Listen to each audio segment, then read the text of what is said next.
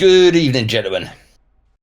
Good evening, 4D. Good evening, Viv. Good evening, 4D. Good evening, Bronze. It is Wednesday, the 11th of June, 2025. Storm in the Teacup, episode 18. Our first non-Thursday. Yeah. Yeah, slight change of schedule this week.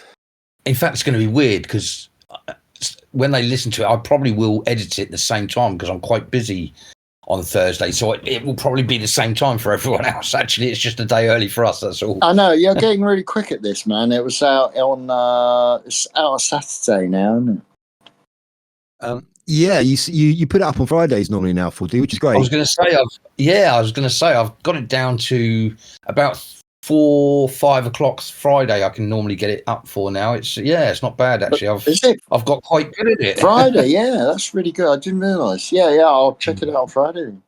Yeah, I've got into the habit of checking on Fridays now. So it's quite good to listen if I'm out and about. Yeah. Oh, wicked! Yeah.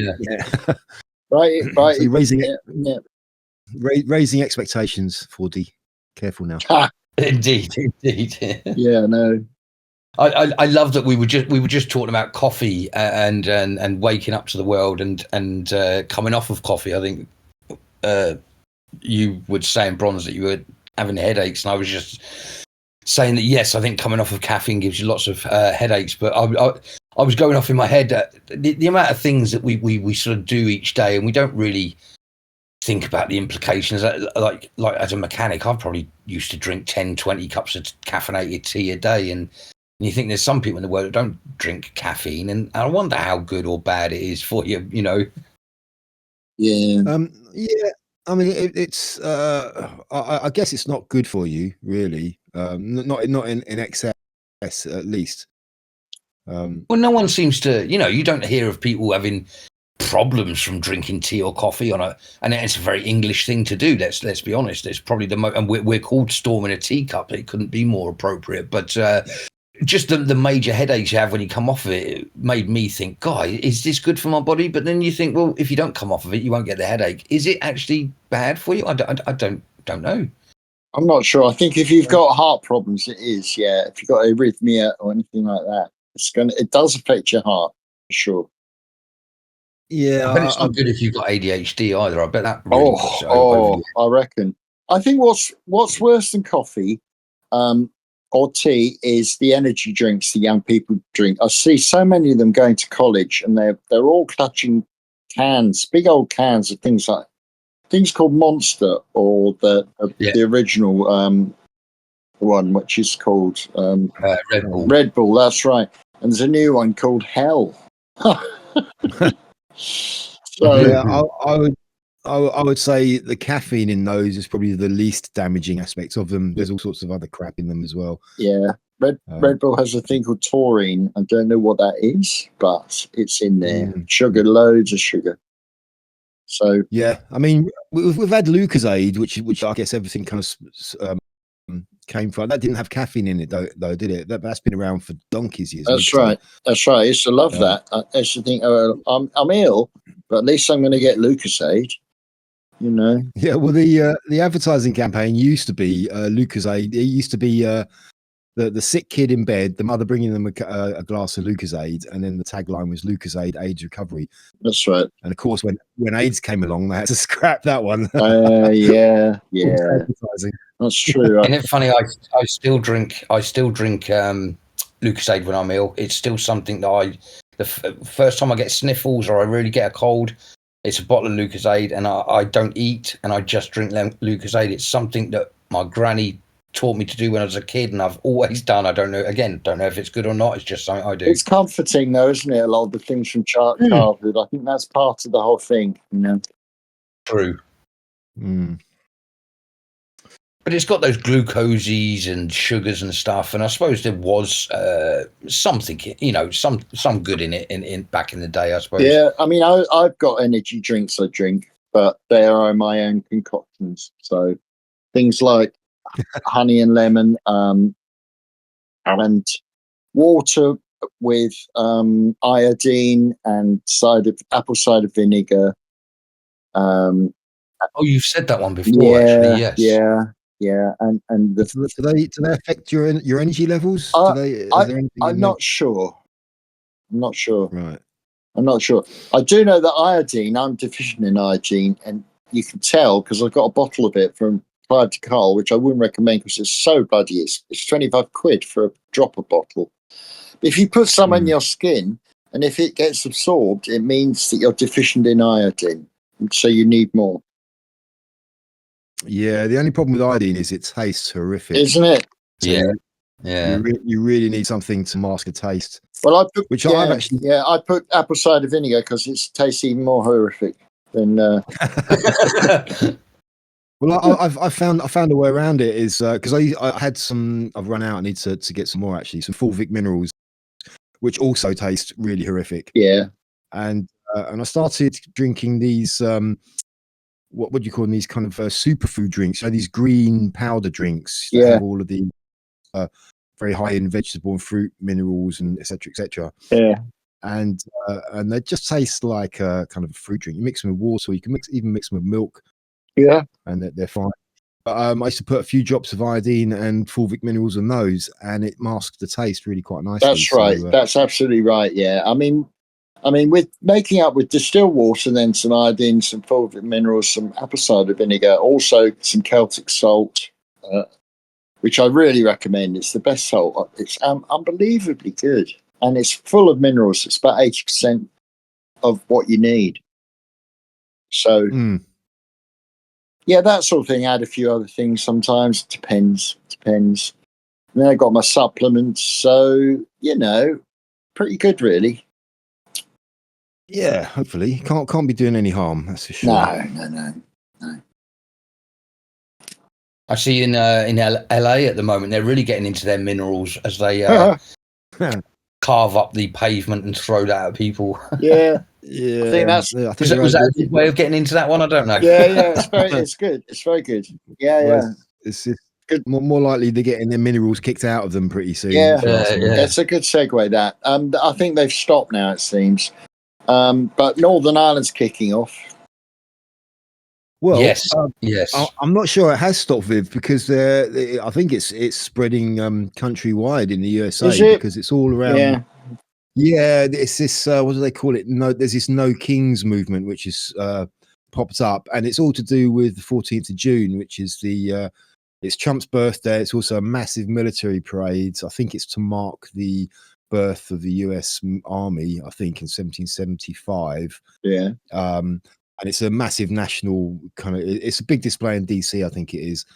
But they're using it as an excuse, so they're going to have this massive countrywide protest on the 14th. I didn't know. It's completely inorganic. It's being funded by all the usual, all the usual bad actors and organisations. Yeah. Don't tell me open society. It's bound to be, isn't it? Quite possibly. Yeah. Yeah. And that's the difference with this time to the sort of BLM kind of trouble that they suffered with before, is that they're looking. I noticed a couple of the news channels in America talking about who's funding them, why are all the signs the same, where are they getting the flags from? They're all brand new, which again wasn't things that were getting talked about before. Well, there was footage of some truck in LA pulling up and handing out all of these masks, these like riot masks. Yes. So that was all obviously pre-planned and pre-funded. And also there was another podcast I was watching with this black guy on it, and he was saying they were talking about the possibility of it being like the George Floyd thing, and he was just saying it's not going to be the same because it's like I don't think the majority of black people are on board with this. It's a different thing, it's not like they're going to get whipped up into joining into this one so readily. Well, the George Floyd thing was a bit ridiculous, really. I mean, it's a shame he died, but the fellow was high on fentanyl at the time. There were suggestions that he was overdosing. I don't really know. The neck hold, or rather the shoulder hold, is talk to everyone in America. Well, certainly in Minneapolis, I believe it was. So Really, yeah, yeah, but really, the point of it is they knew it was a tinderbox waiting to go. They just threw a bit of tinder in, and it's the same with Northern Ireland at the moment. It's worrying because I do see patterns, and I do see how the government's kind of force this to happen so they can then bring in their authoritarian discipline and put in rules that we won't know about underhandedly. oh, we know about it, mate. We know about it. Yeah. They love it. The government love this. You can see on the mouthpiece, which is called the BBC. I don't know if anyone's heard of it. It's increasingly irrelevant, but anyway, yeah, they love this. It's leading story. That it was leading the other day anyway. So what do we make of this? What do we make of this? I'll tell you what I make of this. That people who express sentiments against immigration are now it's said that they will be put to prevent. Prevent is an anti-radicalization program. In other words, essentially it was set up for terrorists who are being radicalized. Now these people are going to be labeled terrorists. What have I said for years? What have I said for years? This is going to happen. They're going to call everyone who dissents terrorists. Well, they've pretty much done it with their new, what was that, guidelines that had come out on what made you a far right, what made you a terrorist, what made no terrorist wasn't in it. Sorry, it was all the other. I think and all of us fall into all of them. Yeah, I think it was Terry. It was actually defining how they define a terrorist now. And was it? Oh, okay. Yeah, and people who express dissatisfaction about mass immigration, they are now putting them into that box as well. That's the majority of the British people, then. Yeah, right. I mean, the thing, and that's why it's ridiculous. Yeah. I mean, the telling thing about the Northern Ireland riots is that, of course, when whoever it was, the spokesperson over there in Northern Ireland came out, the establishment mouthpiece came out, he essentially branded everyone. He said, "This is racism." He just flat out came and said it. You're all racists, and it really echoes the Starmer. Oh, this is all far right. When the Southport thing happened last year. Who are the far right? Who are the far right? Who I want to know this. I know it's been brandished around and used as a weapon, this term. But what are the far right? I don't really see anyone as. Is anyone help me here? Far right? What does that mean? Well, no, it's just a convenient label to try and disparage, to discourage and smear everyone who goes against them. That's all. It's there is no real far right movement in this country. There's probably a pocket. It's a few, I think, but they're not really many, really. It's the dog whistle, isn't it? It's the establishment stroke liberal dog whistle, to cover up their extremist activities. That's what it is. And it certainly is extremist. They are the extremists. I consider the British government to be a terrorist organisation. Yeah, this is it. That's why they're branding everyone else as terrorists. This is what they do. Indeed, it's psychological projection. That's well said. I think that's what it is as well. And there is more chatter now coming out about civil unrest in the UK and this, that, and the other. Yeah, because they're trying to manufacture it, I think. Again, yeah. Yep. Absolutely. Yeah. I mean, as bad as things have become in this country, I still, in my daily routine, still don't really see any possibility of that out and about. I mean, it could just spark at any moment, I suppose. It could be just bubbling under the surface and get to explode. But I don't really see things kind of disintegrating quite to that level. Certainly not at the moment. As Anthony Eden, Prime Minister of way back, said, "Events, dear boy, events." So it takes an event such as it can even be a rumour, like in Southport. But in the case of Northern Ireland, apparently two or three Romanian kids were supposed to have sexually assaulted a young girl. I don't know. Who knows the truth of this? But this seems to be the event. It could even be sparked by a rumour, like Southport. So I don't know. Yeah. And it just takes that. That's all it takes, Yes. and they're on Well, they're on the streets. You know. Yeah, this is obviously the straw which broke the camel's back. This is not just it's just this one incident which has sparked that. No. This has been great. That's what I was going to say. You know, that a lot of people forget that in a lot of these working class areas, this has been going on for decades, and it's not that, you know, that incident in Ireland, for instance, that's not just because of that one incident. It's because of 20 years of incidents, and unfortunately, the locals have said, well, the police aren't here to help us, so we've got to help ourselves. And that's why I don't agree. That's why I don't like civil war. It's not a great idea. People get all excited. Oh yeah, we'll topple the government and it'd be great. It won't, because it's a very dark and dangerous. Even looking at what happened in Ireland, obviously, none of us are condemning or saying any right or wrong. We're just talking about it. But you know, I understand the frustration. I understand the anger. But you can't just kick a front door in and set fire to a house. No way. Like, no way. You can't do that, guys. Even if the three people that did this are the most heinous wankers that have ever lived, you've got neighbours, you've got other people that will be affected. You've got things you've got to think about, and that's why, you know, as I've said, you know, you can call me what you want. You can call me racist. You can call me far right. I don't care anymore. Actually, I'll use it back at people. Yeah, I'm racist. So what? But the fact of the matter is, I'm not, and I'm not far right, and I'm not racist at all. I don't want. No, I know. Yeah. I know. But I totally understand why it's got to that point, and it is scary because I think it's got to that point in a lot of places now. Yeah, because if you do think to yourself, and I think it's irrefutable, this is two-tier policing. If you think the police aren't actually protecting you, you know, then well, this is the whole point, Viv. I think it's because they realise that the police are not going to do anything about this, because they haven't thus far.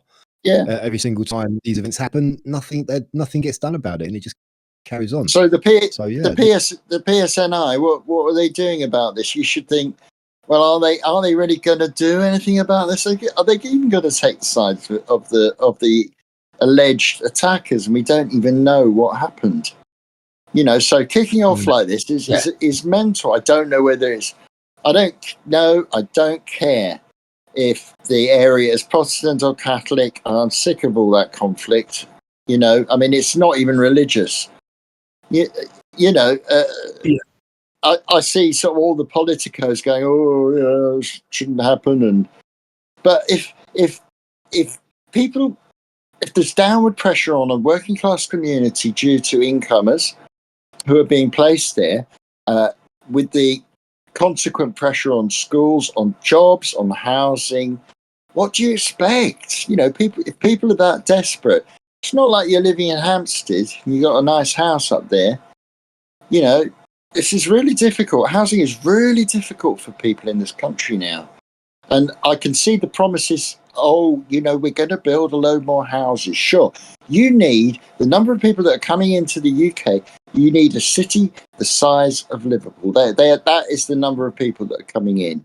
So where are the houses? What are you supposed to do? You know, you decriminalise homelessness. I see Vagrancy Act. Well, that should have gone ages ago. But what does that mean? We're going to see tent cities like on Lesbos and in Lampedusa, you know, in Italy, when in 2015, do you remember? Merkel's crazy speeches, you know? Wir schaffen was. We can do this. What? Taking the world? I don't remember those speeches actually, but yeah, it's ridiculous. Yeah. Well, the building of houses is not the answer. That's the answer is stopping the amount of people coming in illegally. You can't. It's controlling. You can't do it at the moment, mate. Read my article called "The Biggest Corporation You've Never Heard of." You've never heard about. It's all about Serco and Mears, but mainly Serco. When you're making so much money from this, and when you're interlinked with government, like an NGO, essentially, you know, Serco is essentially part of the government. They're following government guidelines. You've got the ECHR, the European Court of Human Rights. You've got various treaties and directives that have been signed and are sent out from the UN. You know, to stop this, to stop it appears easy. What we do? We just puncture the boats. Well, you could do that. You could easily do that. One army officer, couple of army officers, armed people, get on the boats. They just shoot the boat and they send it back or whatever. I don't know. That sounds really vicious and cruel. And I don't really even blame the immigrants, the refugees, whatever they're called, economic migrants. You know, they've been lured here. I wonder if they have a great time. I'm not sure. I don't know. I'm not sure. Did their dreams come true? Don't know. I don't know. Did any of you two see? Did any of you two see Tenconi over in a French migrant camp yesterday? Oh no, I saw. Yeah, I saw that on Maya Tusi covered that. Nick Tenconi, the UKIP leader, went over there and just had it's well worth a watch, Viv. Yeah. It'll inspire you. Yeah, well, I'm not inspired. I'm just a bit deflated. You know, it's all very well. It's all very well, but when areas are absolutely overrun, you know. Yeah. As I say, it's a situation they've caused. They've called everyone. They've made sure everyone knows that they're racist, and they've made sure everyone knows that if you say the wrong thing, you'll be in prison. Then they bring all the different races. Then they stir that pot up, and then they just step back because they're making money no matter what happens. From misery, there is a lot of money that comes out of it. So much money. I was speaking last week. I was outside on lunch break, and this is quite old. Maybe he's my age. It's a black geezer on the bench, broad Suffolk accent. I said, saying, "All right, mate." I said, "All right," and he goes, "We're chatting when he talking about politics." Actually, weirdly enough, we got onto that. I don't know how. And he goes, "Only party for me is reform, mate. Reform." I said, "Oh, right." He said, "There's too many people coming in, too many immigrants," and I'm thinking, what an irony about. A long time ago now, isn't it? My God, 75 years ago, your great-great-grandparents came here. Well, that was the interesting thing about Tenconi when he was over there. One of the idiots said to him, "Well, you don't know what it's like to be the child of an immigrant. That's the problem. You're all racist." And he sort of laughed at him and said, "I am the son of an immigrant." And then he looked around at his team and he said, I think more than 50% of us are children of immigrants." He said, it's not the point." It's really not the point. It's really not the point. It's the downward pressure on working class communities. When will they get this? When will they understand this? Well, I think they do understand it. It's a no-brainer. You bring in loads more people, and it's not just the housing which is going to be affected. It's everything. It's all of the public services as well. You've got the schools and the hospitals and the transport systems and everything. And building houses to accommodate all these newcomers, it's like that. It's not going to stop them coming. So they're just going to have to keep on building more and more new houses, and more people are going to keep coming. It's insane. That's what they're doing. And do you know who MEARS are? Have you heard of MEARS? MEARS. They're involved in house building as well. Serco involved in from beginning to end. They're picked the trafficked, the smuggled people are brought in, put into hotels. Who runs that? Serco. Then they're housed. Who runs all that? MEARS, Serco, various other corporations. Even if they go to prison, who runs the prisons? Serco. Not all of them, but some of them. It's win-win. Yeah, it's win for all of them, Yeah, so Serco are essentially originally a security company, weren't they? Private security they used to do. Yeah, they're everything now. They're everywhere. They're everywhere. Yeah. They're like I say, they're one of the biggest corporations you've never really heard of. They're in North America as well. Yeah, they've moved over there. They're embedded with the government. The Soames family are part of that. One of the Soames are relatives of Winston Churchill. They're big in the Tory party, and it's money, cash tills ringing, kitching on what's actually human misery. Yeah, and cash is coming from a taxpayer. Lovely. Someone else's cash. This is just no taken from us. Oh yeah. Yeah. I just heard of another one just before we joined up to talk today, where they're trying to get a law in the back of our system to do with abortion. Apparently, during COVID, they started a situation where you could get the morning after pill over the phone and get it posted to you. And it was supposed to be a temporary thing just during COVID. As you can imagine, it hasn't been temporary. It's still going on now.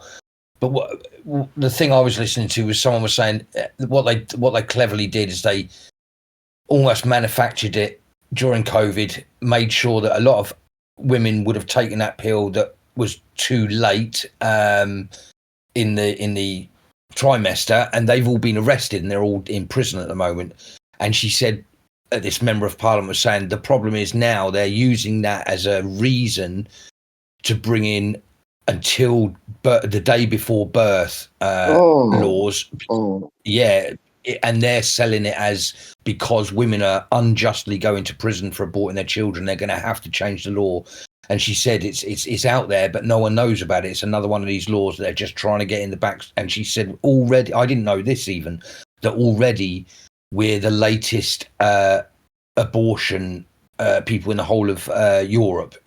We can abort children after 14 weeks, and I believe it was that it's 8 weeks everywhere else in Europe. Now, don't quote me on those two numbers. I think I'm slightly wrong with those, sure, but it was something. Sure, like that. Sure, I understood. I didn't know that we were so bad with that. I didn't know that we had that later abortion things over here. Some people are pushing for abortion after birth, which doesn't quite make any sense to me. Isn't that murder, child murder? But oh yeah, even abortion before birth could be argued as murder. Yeah, well, some people do, but you get arrested for silently praying outside an abortion clinic now. Yeah. It's one of those conversations. As a guy, I never really gave a second thought about abortion for obvious reasons, and it wasn't until whenever it was 10 years ago that someone had made me think about it, and so I was like, right, okay, I'm going to look at the situation and look at both sides, and that's when I chose a side on abortion. And prior to that, I hadn't had a side, as it were. And now I'm absolutely against abortion. I'll put that out there. But oh, sorry, my train of thought. Where was I going with this abortion? It's very funny that there's three gentlemen here talking about it, and I know that a lot of women say that it's nothing to do with men, and even that I've changed my mind. As I say before, I thought it's not really anything that's going to affect me, so I don't have to think about it. But you're absolutely wrong, ladies. It's just as much a situation for us to talk about as you. We have just as much right to talk about it, as you. Yep. And I personally am against it. I think it is once the heartbeat, once you've committed to life and get rid of all your problems and the early maybe week or two that you've made a mistake, but everything after that, no, I don't think it's right. What gets me is the My Body My Choice crew were very keen on the mandates for the vaccine jab to be shoved into everyone. You know, if you didn't do this, if you said My Body My Choice, oh, no, not that. I don't mean that. Yeah, and I lost my job because of it. So yeah, lots of people did. Yeah, some people, exactly. Some people lost their lives. Absolutely, yeah.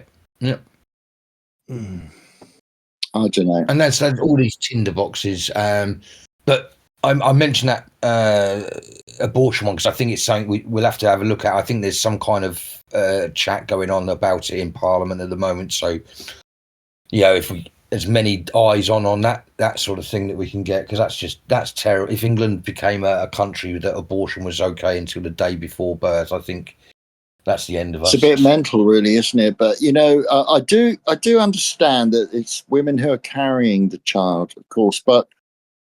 Absolutely. Yes. But at the same time, you can't cut the men out of the situation because it does require a man as well. And the men are, well, it can be very upsetting for men, Yeah, I mean, it's a human question. Really. I mean, I understand. Yeah, it's like kind of the woman is carrying a child, I get that.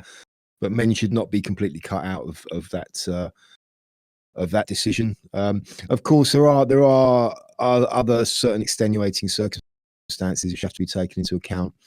Things like pregnancy because of rape, things like that.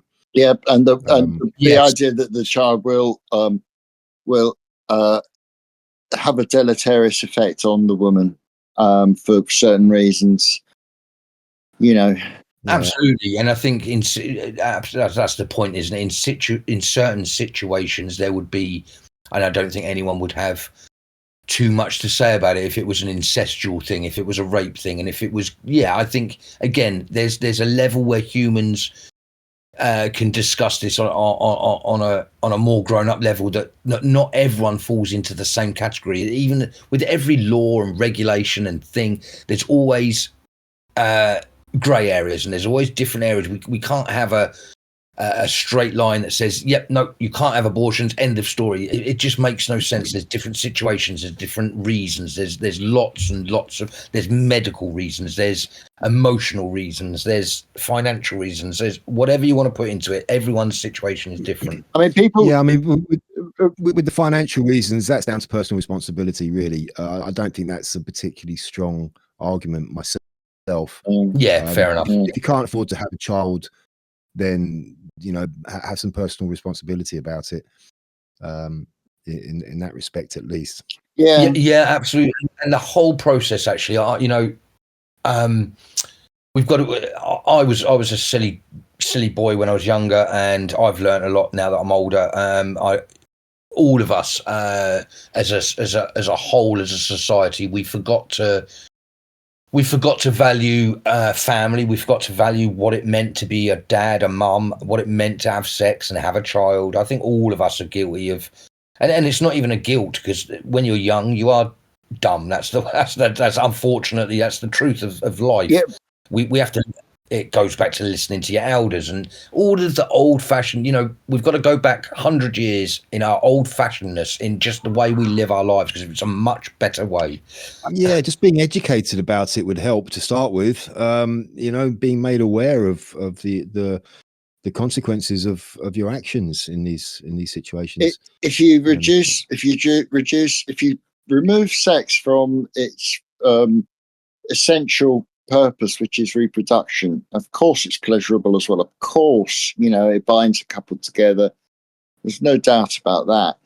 But if you're turning it into some kind of entertainment with no consequence, then you get the frightening and terrible things that come out of pornography, that come out of influencers. I found out the other day of an influencer who had sex with 100 men, and another one said, I can top that, I'll have sex with 1,000 men a day in a day. If that's possible, I don't know. And these have been filmed, and it's really shocking. It's really, really shocking to me. It is. To me. But well, no, it is shocking. It is shocking. It should be shocking to everyone. What are the reasons for wanting to do that in the first place? Fame, just to be popular. Fame, baby, fame. Yeah, be popular on the internet and earn some money from it. Yeah, come on. Yeah, it really. This it's funny. I listened to a couple of channels, so a shout out to Salty Cracker and also Asmongold. And Asmongold was talking about that particular girl. I don't know. Don't give her Blue name. She's got enough bloody publicity. Really, it's. I know Lily somebody, but. No, it doesn't matter. It doesn't matter, because he went into it that she's now been chucked off of OnlyFans, which no one gets chucked off of OnlyFans, but her antics have got, it's now that this she's planning to be in a box in the middle of London, and it's a petting farm. Anything goes, apparently, and she's going to be there for 24 hours in a box in the middle of. So OnlyFans have said, right, that's it. And you said, what is it? She was earning apparently $700,000 a fucking month. I'll say that again: $700,000 a month. Yeah. So, and there's two ways of looking at it, at that. Number one, she's a rich, spoiled brat who I'll be honest with you. If I could make that much money a month, I would do it for a couple of months and be very happy. I'm sorry, but that's what greed does to some people. So I can understand it. But the other thing I thought was, I don't even think it's real. I don't think she has slept with 1,000 people. I was even thinking of the mechanics of it or the time in it, and I was thinking, do you know what? This is just trying to persuade people to be dirty people and not think about sex. Whether she has done it or not is actually not the point. She's a disgusting person. What she's done is disgusting, and luckily, it's so disgusting that they've chucked her off of her main earning thing. But if girls are earning that sort of money for doing that sort of thing, wow, man, I'm in the wrong trade. Yeah. No. Yeah, I know. It's bad, isn't it? It's I get bad. what you're saying, and there are some women who'd support this. Say, it's empowering. It's empowering for women. How is that empowering? It seems degrading to me, but is it empowering? I don't know. But where is all this money? So, she's one of thousands of people, tens of thousands of people on that site. So how much money is actually passing on this? I know. And then there's the men who are lining up. I've seen some stills of it. They're lining up. They're wearing balaclavas. I'm thinking, how embarrassing! What kind of, have you got any? Not only do you have no respect for the woman, you have no respect for yourself. Yeah, well, it shows where we've got to as a civilization on the idea of sex and having a family. That it's now just lay back, have 1,000 men and earn $700,000. There's no concept of a family, bringing up a child. There's nothing good about that situation at all. I can't understand how it's possible. How is it possible even? Well, it's a degradation of our values, isn't it, in society? It's like this is now acceptable. And it should not be at all. This should be a crime, essentially. Well, that's the problem, you see. It's not a crime. It's not because... No, that's what I'm saying. It should be. It should be, because it should not be acceptable in any way, shape or form. And because people are doing this, other young, impressionable women, for example, and men are seeing this and thinking, like 4D, you just said, oh, yeah, if I could do that, I'll do that. It's like a lot of people are thinking that all across the country. Well, Yeah, and I meant that. I meant that to show. I wouldn't actually do that, but to show how obviously it's a very easily captivated. Exactly. Thing. Well, are we going to get gay blokes now doing this? Is that going to happen? Maybe, probably. I don't know. It probably already has. That's the thing. I've never been on OnlyFans. I never will be on OnlyFans. I've got a great imagination. I don't need shit like that anyway. But just listening to that one story that you brought up, and so I brought up that I'd listened to it. It made me realise how much money there is in that industry. And I was a soldier, and I spent 15 years in Germany actually, where sex is very, very, very, very much more liberal, and there's places you can go to have sex with ladies. There's actually, we used to call them the wank booths, where you honestly, guys, it's terrible. Outside of most British camps, there'd be these sex shops, and attached to the sex shop would be this, as we called them, the wank booths. You'd go in there was just little 1-seat cubicles. It was like a James T. Kirk seat, and you'd sit on the seat. You'd put your money in the front, and there was a massive TV screen in front of you. You could have about 10 channels going at the same time. You had your remote control. You could choose your channels, pause, rewind, blah blah blah. You had tissues in one side of the chair, and a lighter and cigarettes on the other side. I'm filling you with the imagination of this lovely building. But where I'm going with this, yes, it's all very funny and it's all disgusting at the same time. But where I'm going with this is those places were filled up every Friday night when the guys came back off manoeuvres, or if they'd been away for a long time. And Germans used them as well. And obviously there was a lot of business, and some of the I've been to all of them, and good grief, some of the most beautiful women would work in these places. And generally, as I say, I was there for 15 years, so I've seen a lot of those places. One of my claims to fame is I've been into so many of those places. I've never ever paid for sex. It's not that I've got a moral compass. It's not that I'm better than anyone. I just never really liked the idea. And trust me, I saw some situations that just made me think, nah, I don't want to get involved in that sort of degradation. Yeah. But the girls would last a couple of years. In fact, I'd have a great time because I'd go with the guys, and most of the girls learned after a while that I wasn't into it. But I'd get all the action because I think it was like they wanted to get my money out of me. So they would all sit around me on the couch. I'd get all the and they'd be like, "Oh, for God's sake, 40, piss off. You're stealing all the action. You're not even paying for anything." Yeah. But where I'm going with that is there was a lot of money just in those little. So now we've got the internet. Now we've got all these thousands of boys and girls that are all trying to make money and unfortunately don't realise that they've degraded themselves. I can't begin to understand how much money must go through these There's so much. pornographic sites. Porn is huge, and I've often wondered, I've been thinking recently actually about this, is this one of the lure for young men from the Arab countries, from Africa, more conservative countries, should we say? Because they can. You said it last week. I did. They can look at porn. They've got mobile phones. And let's face it, a lot of the people who come here are not poor because it costs a lot of money to pay these people smugglers. And are they coming here partly because they think, oh, Western women are easy?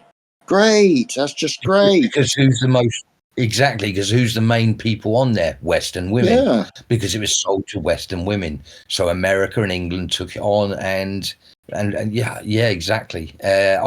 When you said it last week, I kind of briefly thought about it afterwards, and I thought, yeah, I think you're spot on. But it's only one of the many laws, to be honest. Yeah, with for sure. I mean, for the vast majority of women, this is not their scene at all. But it may look like it if you're absorbed in the world of porn and the even scantily dressed women. Now, damn it, just wear what you want, ladies.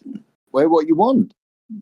You know, you're not wearing it even for men. A lot of the women, who are doing themselves up the admiration of other women. I don't know if the immigrants realise this. You know, they don't realise this. They're coming to a completely different culture where women often in Muslim countries, indeed, are encouraged to cover up and to be modest. And they come here, and it's not what they expect. You know, there aren't these loose women wandering around. Well, maybe maybe a few, but it's not generalised. No, but if we brought family values back, you wouldn't need to tell anyone to not go out like that because the dads would be saying that already. Again, a healthy community is where the dads sort of. Mums and dads, sorry, actually, pull in the reins of the youngsters that don't really get it yet. The problem we've got is these youngsters that are on OnlyFans don't have families, and so the allure of earning 10,000, 5,000 a month is obviously huge. And it's not until they get to 40 that they'll look back and go, "What the shit did I do to my life?" And most of them won't live beyond 40. Actually, there'll be all sorts of problems with them. But it's such a shame. All it is family values. Possibly. At the same time, I reckon. I don't know. I don't think we're talking about necessarily people without dads. I think sometimes the dads think, "Oh yeah, my little girl can do what she wants. She's a princess," and not quite realizing how damaging it can be. Just indulgent parents. So I don't know. I don't agree with that. I've heard that many times, but yes, there are some strange people out there. I'll agree, but on the whole, when a boy has a girl, you do a lot of growing up because, again, we're all men. We all know what it's like to be young. I was a dirty little boy. I love looking at boobs. I love looking at females. When I was a youngster, it was all about that. The hormones going through my head during puberty. You need guidance. You need. Sorry, no, I lost my tracks. I was going to say, I think it's natural that a man stops his girl because he knows what men are like. That's the thing about a man and a dad, and that's why it is normally the dad that does it. It's not to be sexist. It's that dads know what it's like to be boys. We know. Yeah. We all know. That's, And even if we weren't the dirty boy, we had a dirty friend. We all had a dirty friend when we were a kid. So boys, men know what boys look at. And I think generally, as a generalization, it will be the man that says, hang on, I don't think you should be going out like that today, little Sarah. It's not. Yes, of course, it's the mum as well. I just think it's more of a. They say it takes a man to have a girl, and it's that. I agree with it, because it's that concept that when you do have a little girl, you go, geez, I know what it's like to be a boy. Oh my God, I'm so worried about lying a little girl now. Yeah, that is a good point. I get that. I take that point. Of course. I think something else to take into account as well is fathers these days are of our generation and younger. The generational thing is it has changed a lot. Like you look back to our parents, and they were from a different generation when these attitudes were completely different as well. Yeah. And so we've kind of grown up in the age of sexual liberation and sort of more liberal attitudes to all these things. And so the parents now who've grown up in that era have different attitudes as well. Whereas in our day it was different. Our parents were not of that mindset at all. Yeah. I've always said it comes from the Second World War, probably the First World War, but after the Second World War, you'd lost all those men. You had a very sad generation of people that knew what it was to suffer. Their children would have grown up. A lot of them would have lost fathers to the war, lost mothers to the war, lost brothers, sisters. So it was a very doomed generation, a very depressed generation. And you had the Great Depression, obviously. And then picking up from that is I think I've said it before. You can see the generational slow graph to where we've got so sexually liberated today is because of the way the generations came after the Second World War and flower power and picking it back up and then getting too much and look at us today. Yeah, I mean, it probably really started with the advent of the teenager when.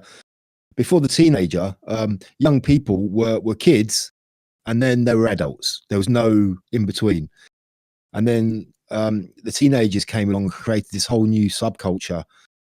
And I think everything stemmed from there. I mean, that was in the 50s. We went into the 60s, and we had the whole sexual liberation and feminism movements all coming up, and it all just kind of steamrolled from there, I think. Yeah.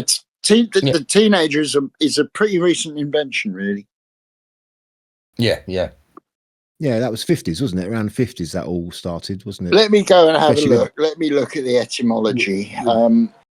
Well, I think music played a big part in that as well. That was a big force in the explosion of the teenager, or the creation of the teenager. That really hooked onto that as well. Music was started to be targeted at this new group called teenagers.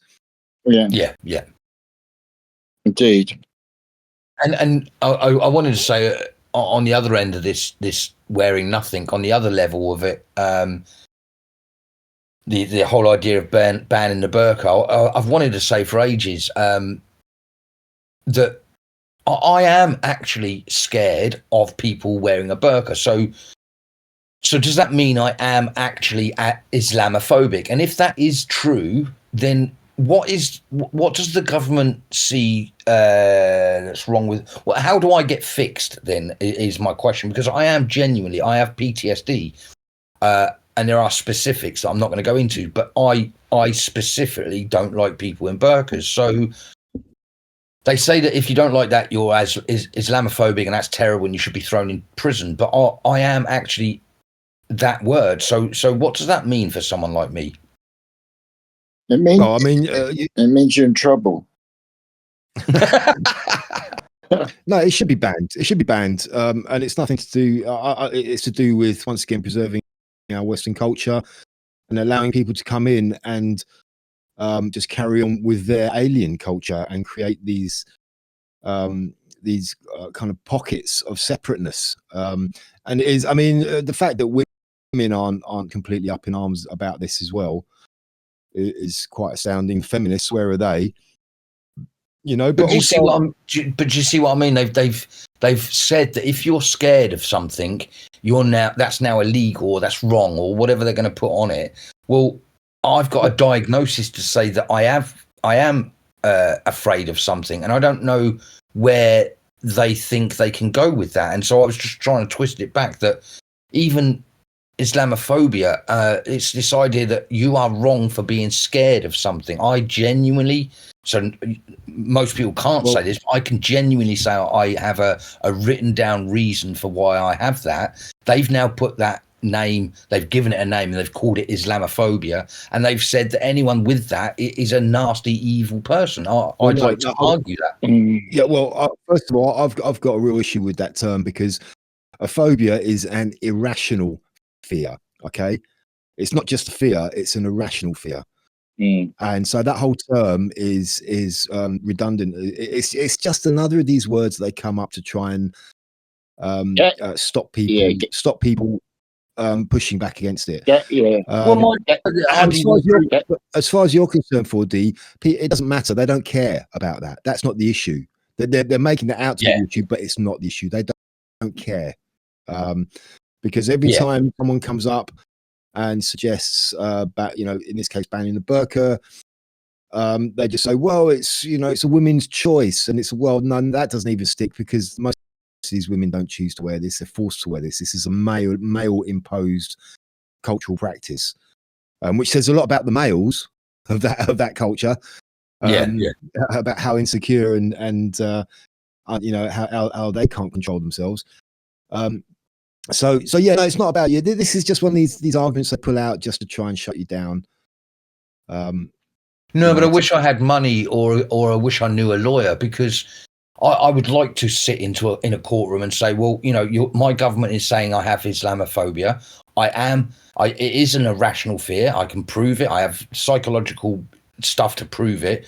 So I have got this thing. So what is I've been asking for help for PTSD for going on 12, 13, 14 years now. And I'm not getting any help for the PTSD. So can I go to court and say, well, I'm in danger, I'm scared for myself because I'm Islamophobic, so I'm a nasty, evil person. I now asking for help for my PTSD.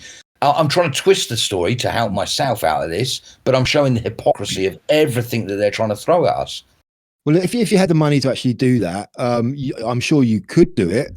Yeah, but you'd probably just come up against a brick wall. I don't think you'd really get anywhere with it. Even if you're, you know, the richest person on the planet, you could afford the best solicitors. I mean, you might get a bit of traction, you might get a bit of mileage, if you know, if you had a bottomless pit of money and could afford to do it. But essentially, it wouldn't make any difference. Well, it would have to in as much as I say, if they're saying it's a jailable offence to have that irrational phobia, but a doctor has said I have that irrational phobia, but they won't help me for that irrational phobia, something would have to come out of that. Yeah, but the thing is, I mean, a phobia is irrational. I think your fear, which is not necessarily a phobia, is rational. It has a direct cause. You can trace it back. An irrational a phobia is when you're scared of something for no real reason. You're just scared of it. There's no rational reason for you to be scared of it, but you do have a very solid reason to be scared. I do. Yeah, but it's not phobia and it's not irrational. That's what I'm saying. It's the terminology is quite important here, I think. It is, yes, and that's why it's worth getting into, because I guess they say irrational in as much as, like, so I get the fear every time I see someone with. Well, not every one of those is a bad person. So, like if you've got a fear of spiders, they say that's an irrational fear. Again, sometimes I disagree. Some spiders can kill you, so that's not irrational to be scared of a spider. But on the whole, spiders don't kill you, so they deem it irrational, and it's a phobia. But Yeah, I'd say I understand why they say that for me, that it's irrational. I kind of understand. Obviously, the reasoning behind it isn't irrational, but the everyday things that happen because of it are irrational. What would happen to you is that if the Islamophobia label doesn't stick, the racism one would come into it. And this is where it gets really gnarly and messed up. I mean, because Islam is not a race. So, it's Again, with the right amount of money, you'd have to define what racism means. The same as if is Islamophobia, and I suppose that's what I was pointing out. Because to say that someone is racist, as I've always said, it's such a stupid thing because we are just the race of human beings. I get that there are black people, white people, Chinese people, and different people from different countries, but that's not a different race. No, but it. Well, it's a subdivision, isn't it? It's a race within a race. Yeah, and it's not wrong to fear what the unknown. And so if we take racism, the word racism out of it, to be scared of someone from overseas, again, like a spider, it's not a wrong thing to, or we could understand why people would be frightened of the unknown. It's not racist. If you go out and kill people, but that could very easily be termed as irrational. Just being frightened of someone because they're from a different country, that is not rational. It's called xenophobia in that case, isn't it? Yeah, but not a jailable offence. Again, I can understand someone having a fear just because of the unknown. If you then go out and act on that fear, then I have a problem with you. But I don't have a problem with someone saying, "Oh, I'm scared of black people." I don't think that would, or if a black person said to me, "I'm scared of white people," I don't think that's a jailable offence, and I don't think he's racist for saying that. I just think he just needs some education, and if he then does something bad to me, then I think he's a racist. Well, we have to define what that word means. Racist is modern. Race is a modern term. It comes from the 19th century. Before that, it wasn't really used. It was Darwinism. You pointed out, didn't you? Yeah. The original definition of racism was having something against people because they were of a different race, or seeing them as lesser than you because of their racial origin. Okay, but that has become redefined in modern times. Now it just means someone you don't like someone just because it's. Because they've used the word so widely nowadays, and they've kind of redefined what it means now to be racist. Like you say, hold on, Foddy. Like you say, it's quite often used for people who speak out against Islam, and as you rightly said, it's not a race, but it's still used and it's still accepted in that way. Yeah, I mean, the concept of racism didn't exist before. Really, the 18th century. It took off in the 19th century. Before that, say Greeks and Romans, they had no concept of this. That they wouldn't have understood it. It was invented. The concept of racism, as a modern term, was invented, and it was invented in large part to excuse colonialism for taking over other countries. And I'm extremely against colonialism. I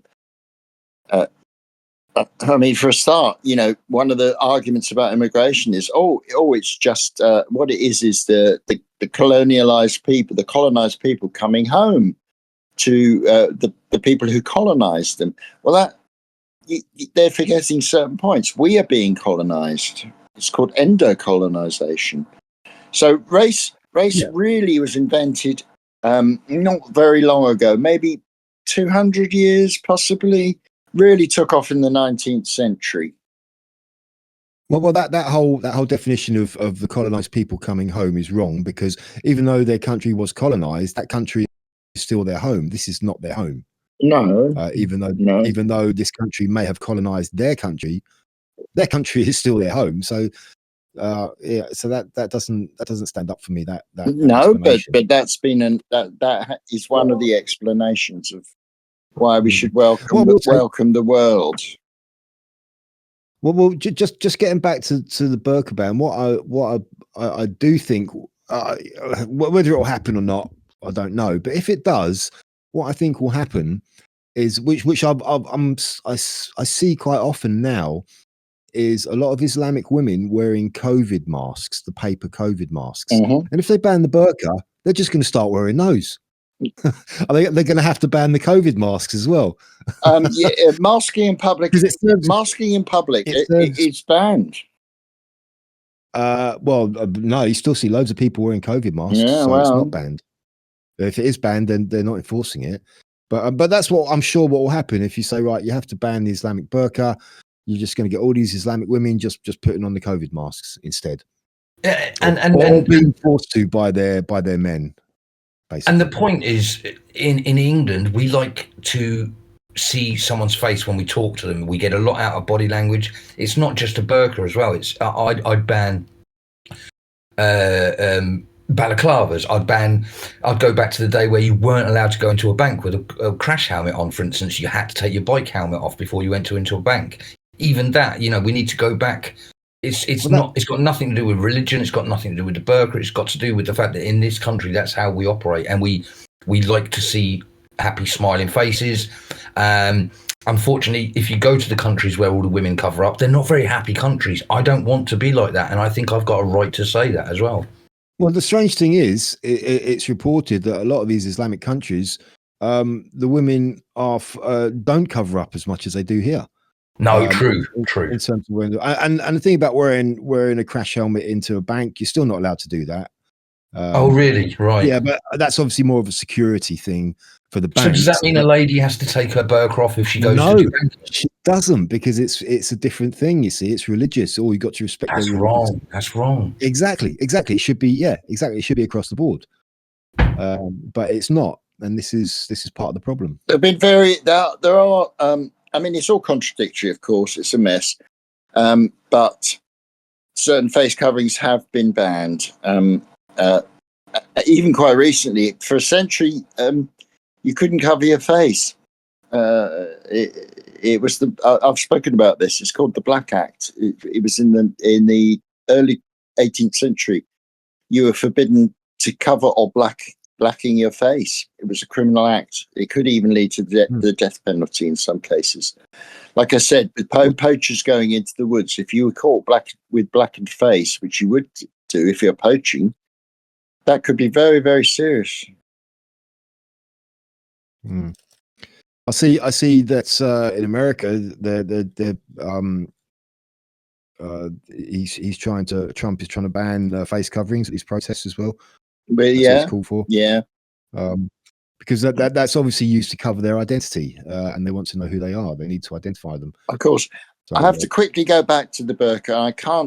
I can't support the banning of burqas because I just think that I just don't think the government has any legitimacy. I don't have any single iota of respect or adherence to government laws.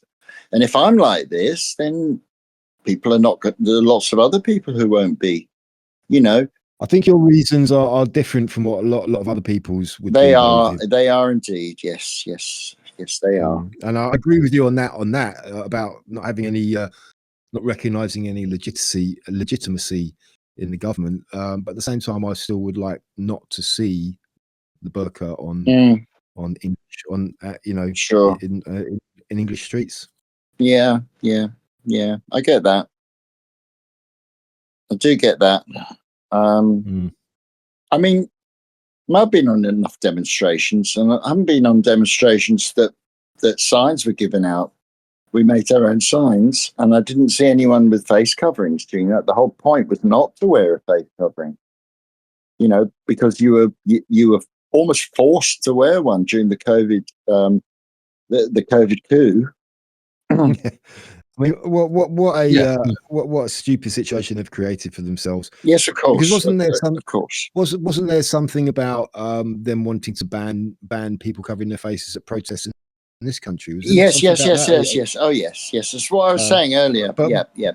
But we've just had COVID, and which they were telling everyone to cover your face. Exactly. It's just like, well, this is just it's just so stupid. I mean, there is a bill. There is a bill in Parliament about banning face coverings, which is also- remarkable. But you know, there are rumors as well starting to circulate that there's this new, once again, here we go again.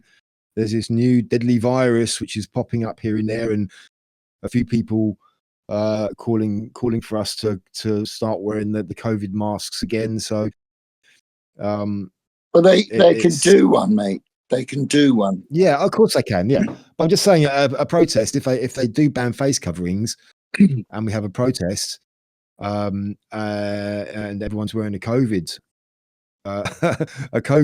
face covering, it's like, what are they going to do? I know. I mean, this is all part of the crime and policing bill. That's the previous wing of the vulture of state, which was the Conservative Party. They were going to introduce this, but police have powers when it comes to protests. They do have the ability to ask people to remove certain items if they believe they're used to hide their identity.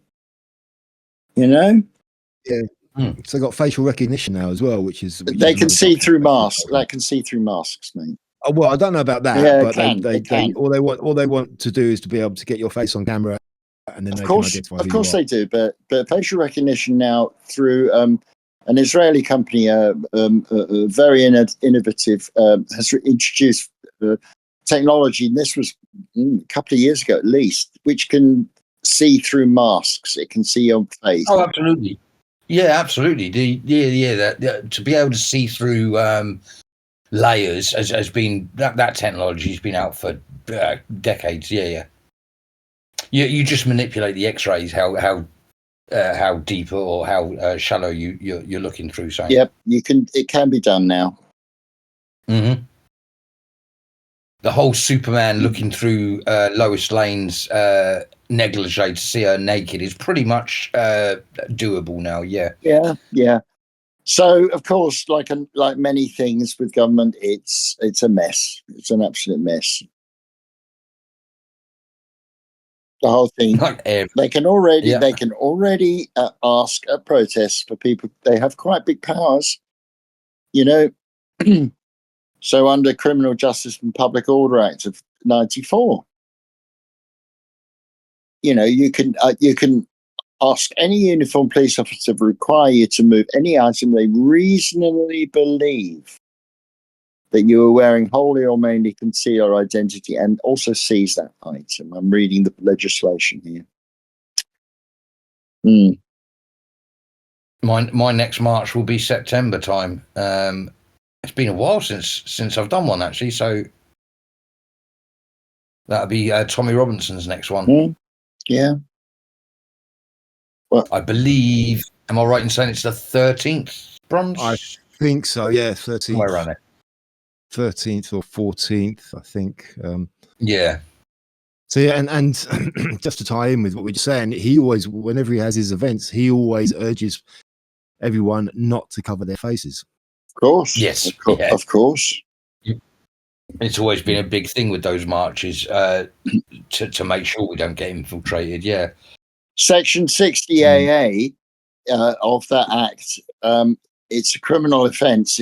If convicted, you're punished with up to 1 month imprisonment, a fine of £1,000, or both. Okay, if you cover your face. So, interesting. The thing is, when you go out on a protest or on a march and you cover your face, to me, you're not proud of what you're marching. Like, I go out as I am because I want people to know that I feel the way I feel. I'm proud to feel the way I feel, and it only shows to me if everyone comes out in masks that they're the wrong uns because they don't feel good about it themselves. Yeah. Well, it's also a sure sign that they're probably intending to do something illegal. Of course, yeah. You know, if you just come out and show your face, it's like, yeah, I've got nothing to hide. I'm not here to do anything illegal. I'm just here. Yeah. So, yeah, that's right. So another mess, another irrational, contradictory mess. Yeah, like it all is. Yeah. Like it all is. Oh dear. Can't go on like this. On the bright side, PMQs was lovely today. your daily fix for the Our daily fix of PMQs, indeed. Actually, it was. Say again. Shouting at the TV. It's like your minute of hate, isn't it? From Yeah. Orwellian 5-minute hate. Yeah. 5 minute. Yeah. There wasn't much. Unfortunately for Kemi, she's. I don't know why it is that she's just not fighting hard enough. She kind of says the right things and she's doing the right things. It just doesn't. She's as wet as he is, and he doesn't answer anything. And as I say every week, it's a waste of an hour, 20 minutes, because that is the uniparty. That's the uniparty in a nutshell. Yeah. That really is it. Yeah, they're all on the same side at the end of the day. They have a mythical. They're appealing to some mythical centrist population, which doesn't kind of it sort of exists, I suppose. But Kemi's very careful. You know, she's very careful. But all she needs to say is certain things. We're going out of the ECHR. We're leaving the United Nations. We're leaving the World Health Authority. We're leaving all these globalist organizations.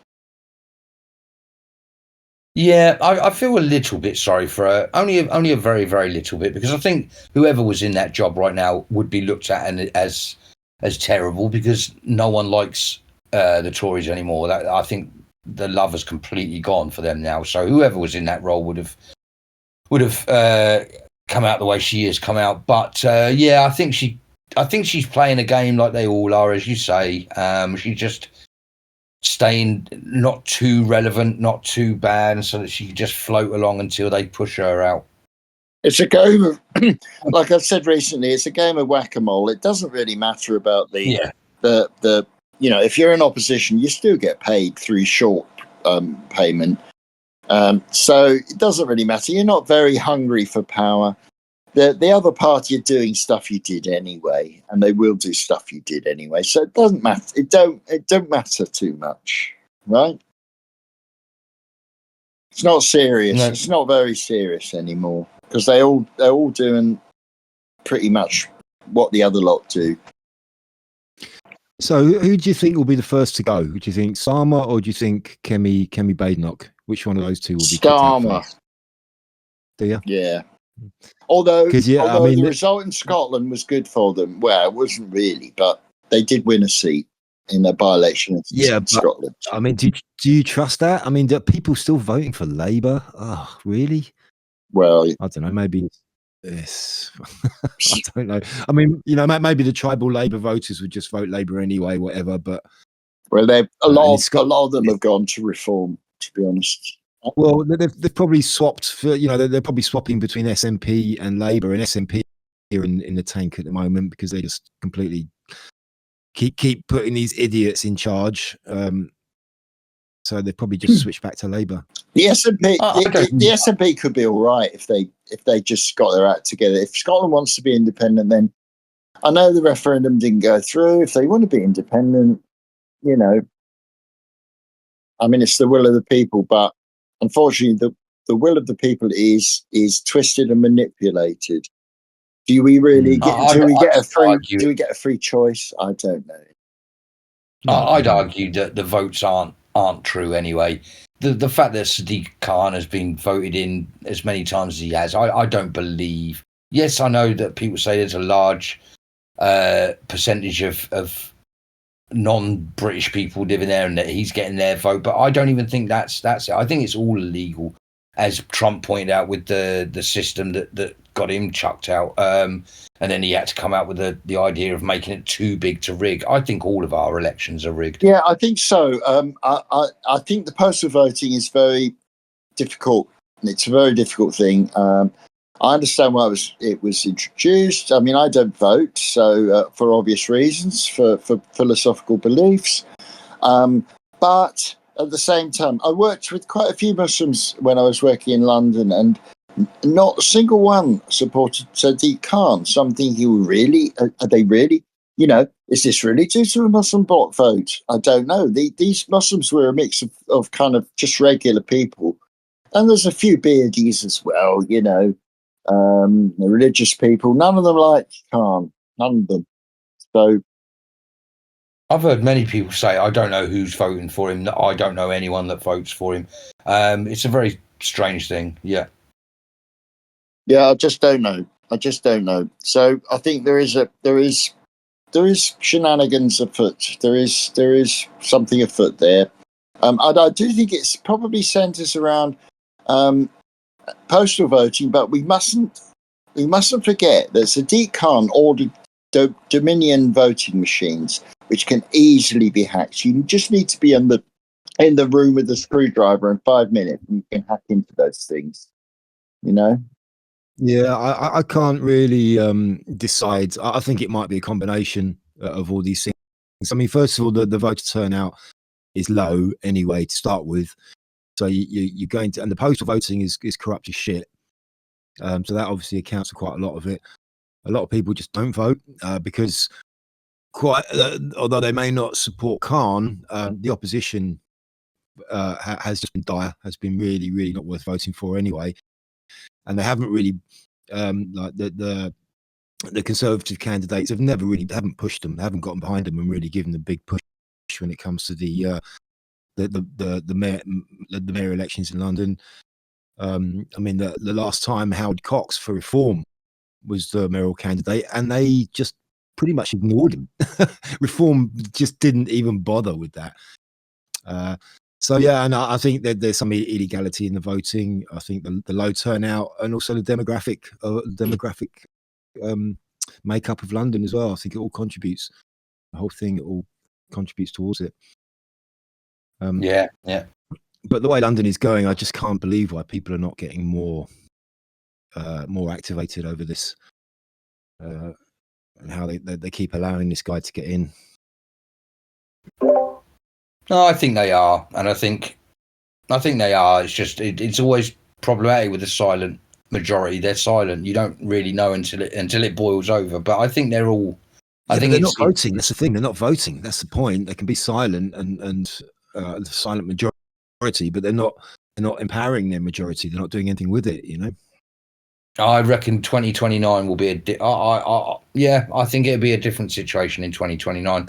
You know, we're only in year one with him, and I think it's only going to get worse. So by the time we get to 2029, and we're looking at burnt out cars outside, and we're looking at all the problems, I think a lot of people will be voting.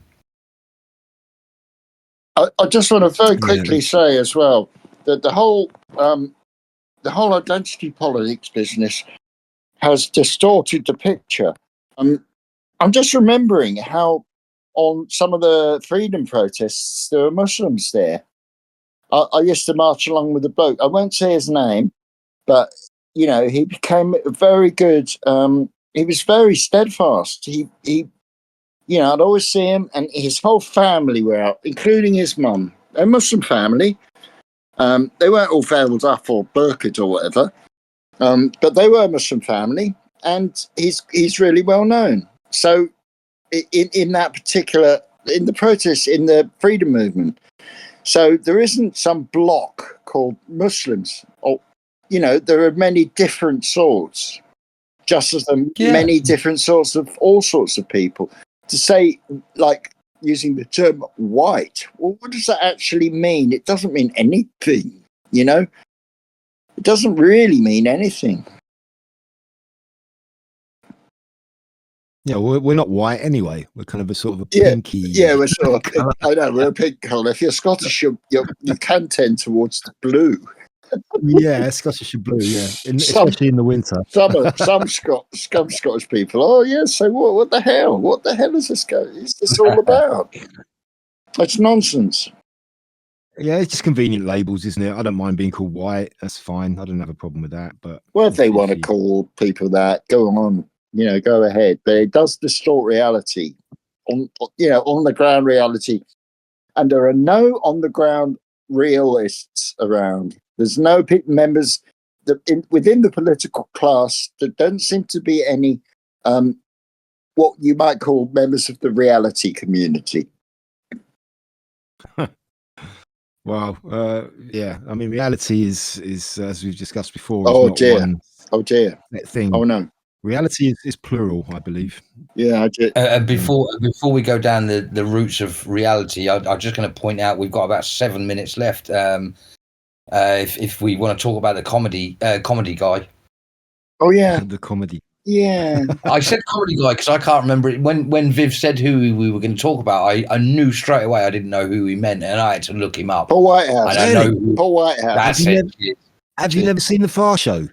No, I know now, but I just didn't know I wasn't aware of the name. Once I looked at his face, I realised who he was, and unfortunately, I didn't like Harry Enfield. So, and also, I left the country in '92, and I think he was famous in the '90s. So I think I probably missed a lot of Mr. Whitehouse's stuff. Yeah. Oh, right. Yeah. Yeah. He's a Welsh geezer.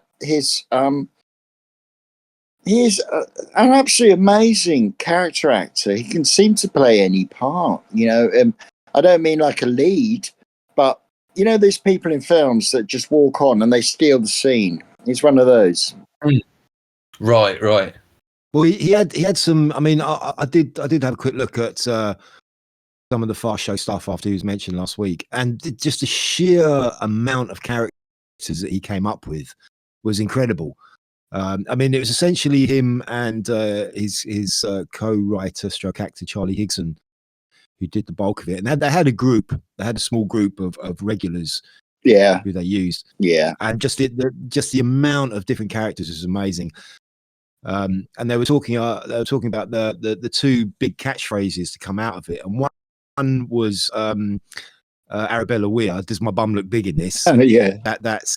Yeah, and the other one was the suit you, sir, suit you, the two guys working in the shop.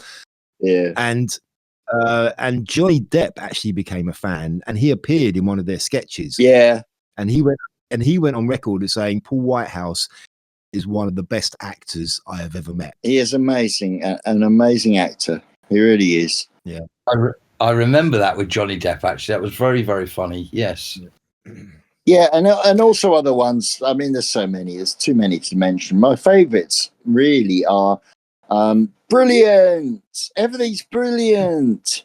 And the other one, arse. Yeah, Bob Fleming. It's Bob Fleming, wasn't it? Yeah, he's the guy who's just that's right. this old kind of that was actually based that sketch. I know it was a show from Jack Hargreaves, like Out of Town. I think it's called. No, it wasn't. It wasn't Jack Well, people say that it was based on a thing that we used to. It's East Anglian. It was called. We're back to Victoria Wood. It was an antique show, and he'd say stuff like, "I've got a nice collection of horse brasses here." Yeah, that was Jack Hargreaves. He used to do that. Jack Hargreaves did that Out of Town. Yeah, he used to sit in like what was like a garden shed and bring all these really old antiquated farm. That's right. Sort of implements on and talk about them. That's right. It's like a real Sunday midday Sunday type show back in the 70s. That's right. What Bob Fleming reminds me of. That kind of. That's right. But the vibe comes from a series on because Charlie Higson. I think he's either from Norfolk or he knows Norfolk very well. There was a program on Anglian TV. I think it was called Bygones. And again, old Suffolk boy, he'd come on, all right. We got some horse brasses here and some farm implements. But yeah, Jack Hargreaves, there's no doubt Jack Hargreaves was part of their influence of that. But it's from Bygones. Anglia TV, right, okay. Anglia TV, because I used to watch it. Yeah, I mean, and what the hell is this all about?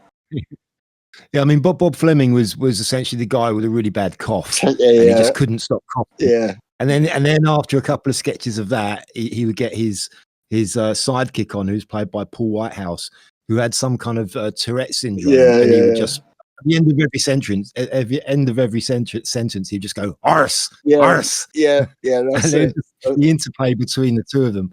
Yeah, That was quite funny. that was brilliant. One of my favorites was one which doesn't seem to get much traction, but I always thought it was great. Was Monkfish. Did you ever see? Yeah, Monkfish? brilliant. Yeah, yeah, And they have him. He's this tough, uncompromising Monkfish, and he'd in the first one he'd be like a detective inspector, and the other one he'd be a vet, and then an MD, and he'd always be like really. I'd recommend go and watch the clips on YouTube, because it's like coming to the BBC soon. Tough, uncompromising Monkfish, and he'd in the one where he's a policeman. He'd walk into this murder scene in his house, and you got the wife sitting on the couch, sort of crying, being consoled by the woman PC. Blood splatter on the wall, the body covered up on the floor, and he walking like, right, I'm in charge here, and he'd start ordering everyone around. yeah. And he says to the woman, he goes, listen, love, I know it's a hard time for you, but don't just sit there. Put your knickers on. Go and make me a cup of tea. Yeah, that's the one. Yeah, yeah. There was all that. I mean, it was amazing. It's just amazing the characters he played. I used to like Rolly Birkin, QC, who was drunk and was snakes. So I thought he was mainly a Harry Enfield guy. So that's not true either. no. He started off with Harry Enfield, and then he moved I see. Yeah, he did. But then he got his own show called Fast Show. Harry Enfield wasn't involved, and to some people that was good, because people do find Harry Enfield a bit annoying. I get that. That was I couldn't stand him. Couldn't stand Harry Enfield. Yeah. So that's Yeah. No, Paul Whitehouse. Yeah, I didn't mind Harry Enfield. He was all right. He had his moments. Yeah. But no, Fast Show and Whitehouse, that's when he got his fame, really. Yeah. So unfortunately, I didn't see much of that. Unfortunately, but yeah. No, Fast Show's the one, really. And also the amazing Carolina Hearn was one of the team in that. And she She was. Oh God, yeah. She was also Mrs. Merton.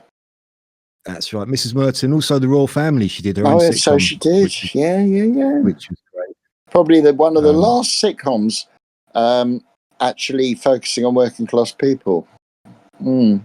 Yeah, when nothing really happened, it was just all of them sitting around watching TV for the most part. I know, and just talking. It was just amazing how they managed to.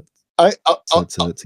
I know. I love that. Yeah, it was really good. I often wonder why. I don't watch telly, as you know. I don't have a telly, but I often wonder why when my missus used to watch EastEnders, she was addicted to it. Why would the people in EastEnders never watching EastEnders? Yeah, they'd never watch TV, would they? They'd never watch TV. I know. Mm. Oh, well. I think, and now the end is here. It is. You're right. And just because I found something out the other day that it blew. I love when I find something out that I didn't know. So I haven't got a dad joke today, but I've got a dad fact. You guys know what a catch-22 is? Yeah, of course. Yeah. Do you know where the catch-22 originates from? It's going to annoy me because you're both going to know now, aren't you? Yeah, it's from a book called Catch-22.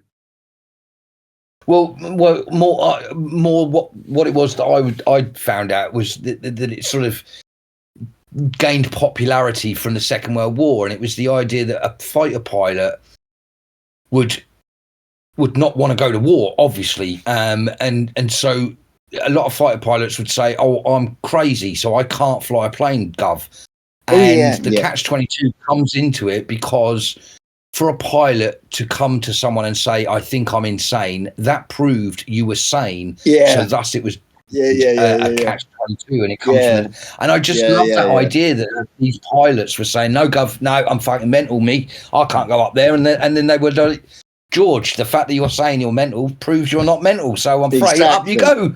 Exactly. Yeah. But where does the actual term come from? Catch-22, because that still doesn't really relate to that. What does that actually mean? Catch 22. What do you mean it doesn't relate to that? Sorry. Well, catch 22. What does that mean? Catch 22. How is a fighter pilot trying to get out of service by claiming he's insane? Where does catch 22? What does that mean? How does that relate to that? So it's I think. Go on. It's an impossible situation, basically. Yes, but it still doesn't explain catch 22. Does it? I know what you're saying. Why is it called Catch 22? I'm just having a look now. I don't think there's a Oh, it's the law. It's the rule. It's actually the rule of insanity. Oh, What 22? Is it section 22 or something? 22. Yeah, Oh. section. So that's why it's called a Catch 22 because you would go to court and it's the 20. Yeah. So there you go. But it originates earlier than that. It's just that it became known and popular during the Second World War when British pilots were sort of saying like, they didn't want to go up in the air, which is sad but funny at the same time. You know, any reason to not have to go to war, and unfortunately they forced you anyway. But still funny in its idea that someone that says they're insane, proving that they are actually sane. Love it. Yeah. Well, it never worked. It never worked for Klinger in MASH, did it? Always trying to make out he was mad because he dressed in women's clothes all the time, but he was still on the front lines. Yeah, they do say it comes from that novel by Joseph Heller, Catch 22, but I don't know. I think you're right. It's from the Second World War. I mean, no. Well, that is the Second World War, isn't it? That was around. It was set in the Second World War. It's written later, but yes, it was. Yes. Oh yeah, Joseph Heller. Yeah, coined as 1961. Joseph Heller. Yeah. I mean, MASH was really based around Heller, transported to the Vietnam War, if I'm not mistaken. Korean War. Oh, Korean. What was it? Korean. I'm sorry. Yes. Okay. Yeah. Yes. Don't remember it well. I didn't get into MASH, but you know, it. And my dad used to watch it, so I ended up watching it, and it was okay. MASH it's was okay. It's okay.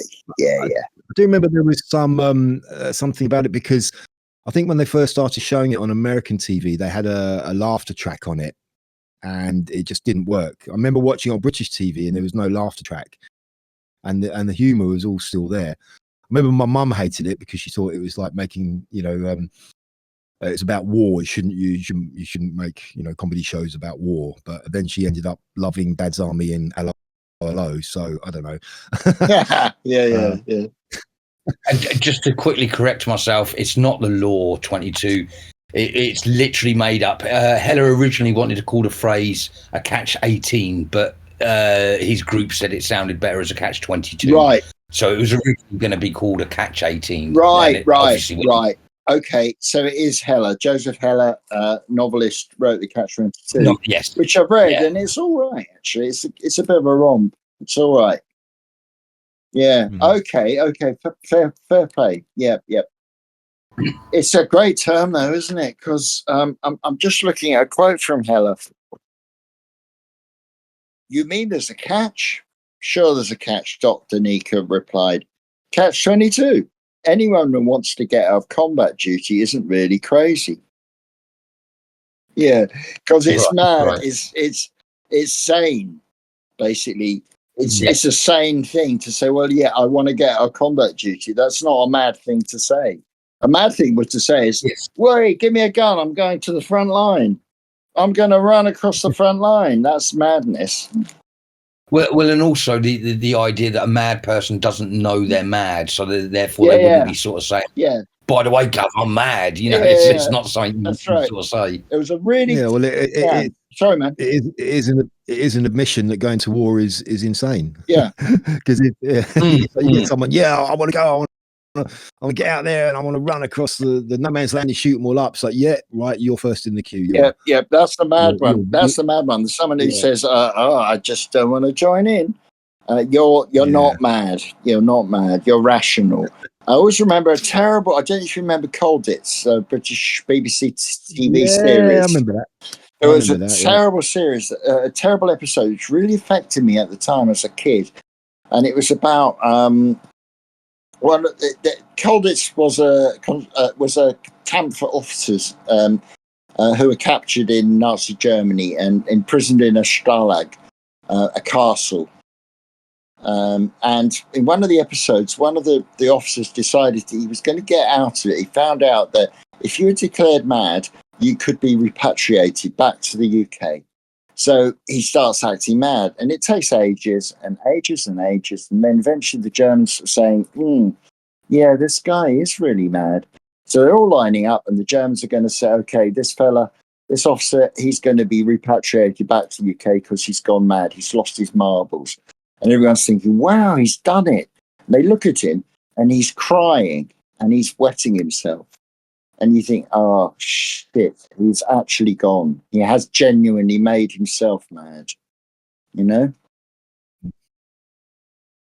Yeah, there was a great quote from One Flew Over the Cuckoo's Nest, where they said, what's his name? Jack Nicholson got into the role so deeply that they said some of the other actors had to bring him back to reality, and they said he was so on the verge of actually going crazy. Yeah. So you could actually force yourself to go into a crazy state. Yeah, I think you can do that. It's really remarkable.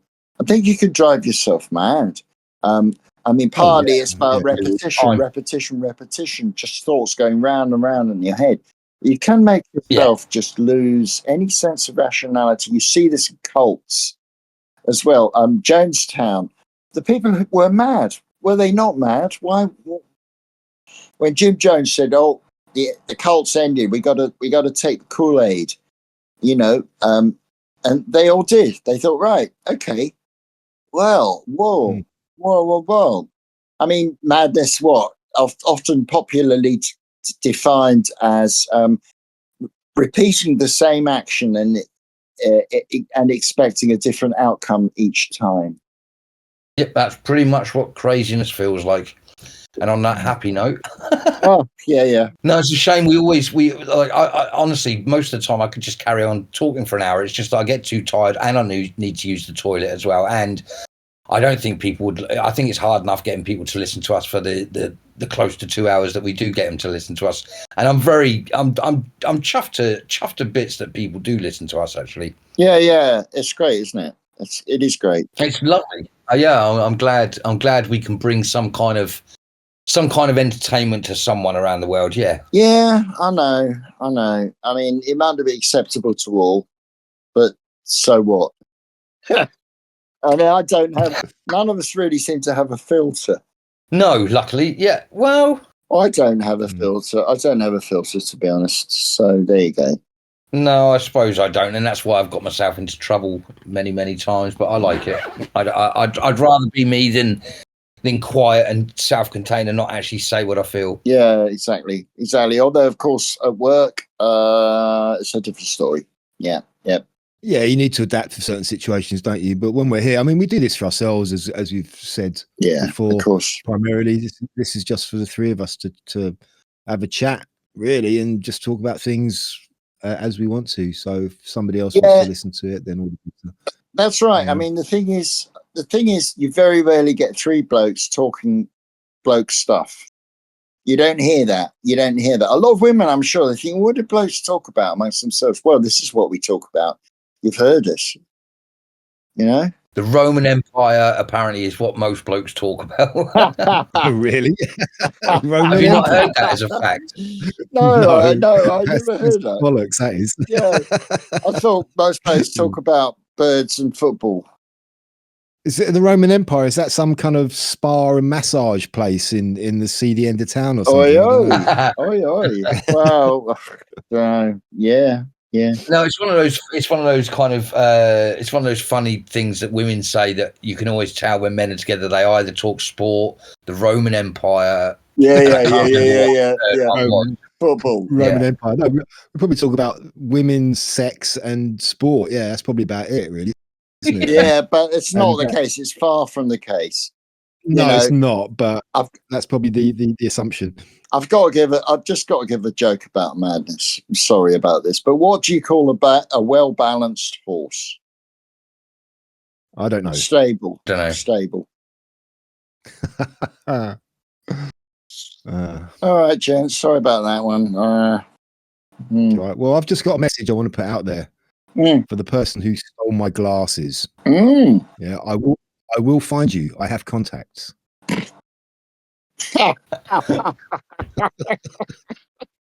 Sorry, I thought you'd been serious there for a minute. Yeah, so did I. Perfect. That's absolutely perfect. That's Yeah. That's great, man. All right, mates. Yeah. All right. Well, hold on. Before you go, Come on. you're not getting off that lightly. Oh no. All right. Yeah.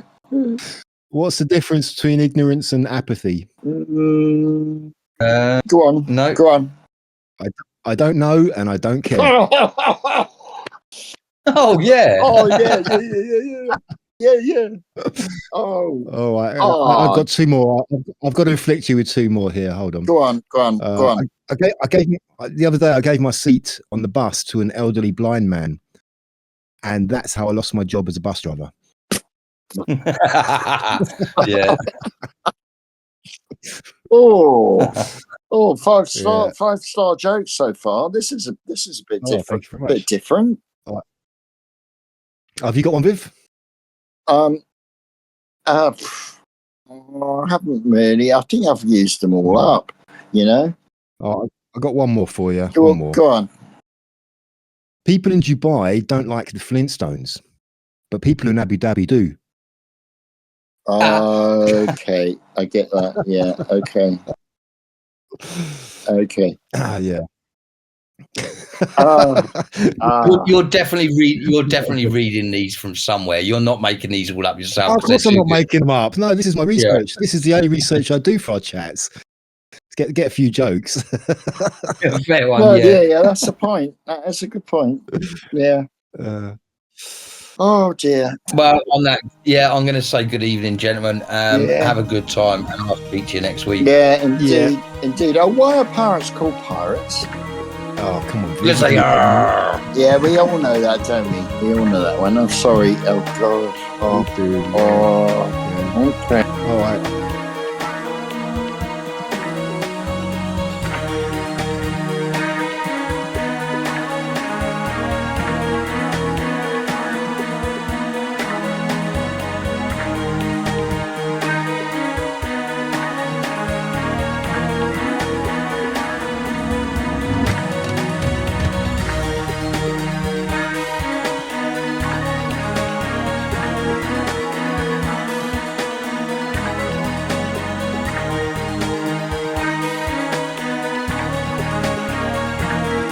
I just looked out the window and thought, you lucky bastard. all your troubles are over. Yeah. It's like that guy in Monty Python hanging in Dundee. You lucky bastard. Crucifix. Oh, yeah. Are we starting? What's happening? Have we already started? Or? Yeah, I'll do the. Okay then. Yeah.